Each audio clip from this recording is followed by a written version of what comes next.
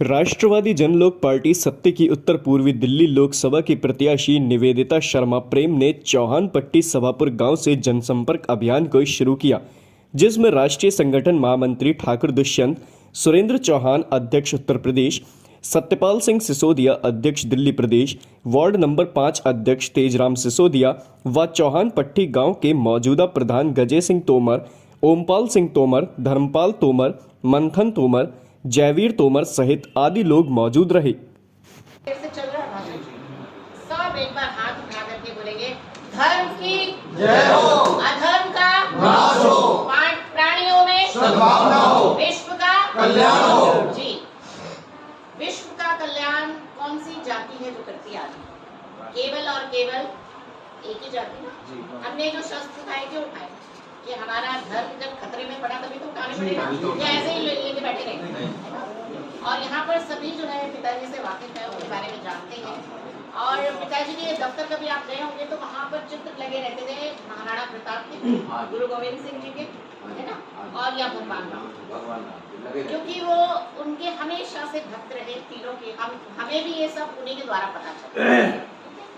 अब आ जाते हैं कि वे बीजेपी में मैं 3.5 साल से हूँ और बीजेपी की जो मैं नीतियाँ देख रही हूँ, बीजेपी अपने पुराने लोगों की को तवज्जो नहीं देगी। आप सब भी अनुभव करते होंगे, आपको अपनी ही बात वहां तक पहुंचाने के लिए कितनी मशक्कत करनी पड़ती है। कोई आपकी बात सुनता है? नहीं। वहां पर एक तरह से अघोषित डिक्टेटरशिप चल रही है, ठीक है। कोई हम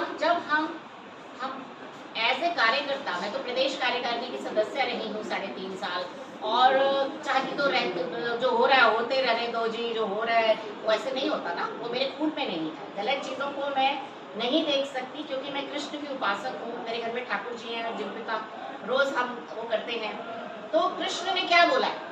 अन्याय के खिलाफ आवाज उठाना ईश्वर का हुक्म है, ठीक है। महाभारत क्यों हुआ? क्या जरूरत पड़ी थी कृष्ण को बांसुरी रख के और वो शस्त्र उठवा दिए उन्होंने अर्जुन से? अधर्म हो रहा था तभी ना। सेम अभी हालात देश के वही हैं, है ना। और भाई साहब ने जो दोनों भाई साहब ने जो मुद्दा उठाया आरक्षण का, ये बहुत ही गंभीर मुद्दा है, क्योंकि आगे आने वाले सालों में हमारे जो बच्चे हैं, जो ठाकुरों के बच्चे हैं या जो ब्राह्मणों के बच्चे हैं, उनको तो मिलना ही नहीं, कहीं नहीं कुछ। वो क्या करेंगे? मैं अपना ही आपको एग्जाम्पल देती हूँ। मेरी खुद की बच्ची, मेरी एक बच्ची है जो बहुत ही काबिल थी, उसने 98% लाई।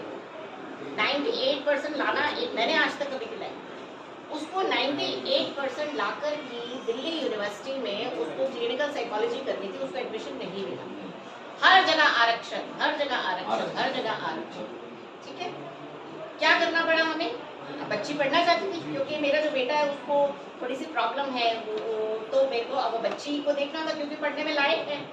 और बच्ची अगर पढ़ना चाहती है तो हम तो करेंगे ना। मुझे फिर एक अपने प्रॉपर्टी बेच के, एक ही मेरा घर है 50 गज का, उसमें एक हिस्सा बेच के बच्ची को बाहर भेजा, क्योंकि कोई नहीं एडमिशन नहीं तो क्या करें, घर में थोड़ी बिताएंगे। तो ये तो मेरे साथ स्वयं मैं भुक्तभोगी हूँ, है ना।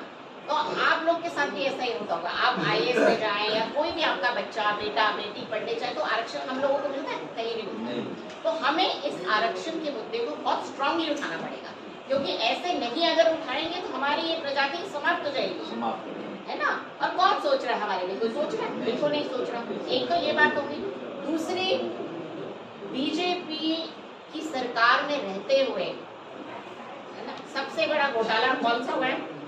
कितने लोग वाकिफ है? इलेक्ट्रॉल बॉन्ड का घोटाला सुना है कभी? बिल्कुल।